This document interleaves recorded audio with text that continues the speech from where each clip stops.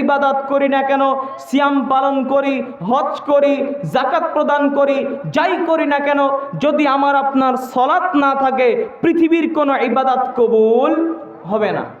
তাহলে পৃথিবীর সমস্ত ইবাদত কবুল হওয়া সলাতের উপরে আসছে। কথা কি বোঝা যায়?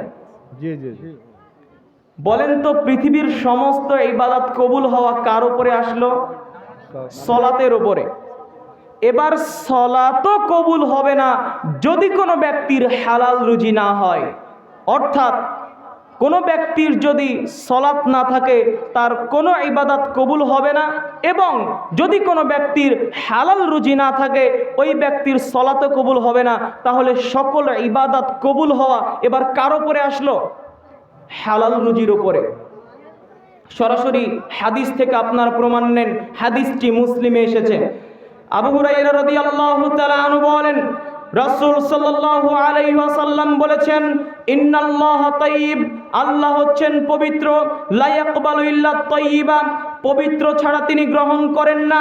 সুম্মা যাকারার রাজুল, এরপরে রাসূল সাল্লাল্লাহু আলাইহি ওয়াসাল্লাম একটি ব্যক্তির কথা উল্লেখ করলেন, ইউতিলুস সাফার, যেই ব্যক্তি সফরে রয়েছে।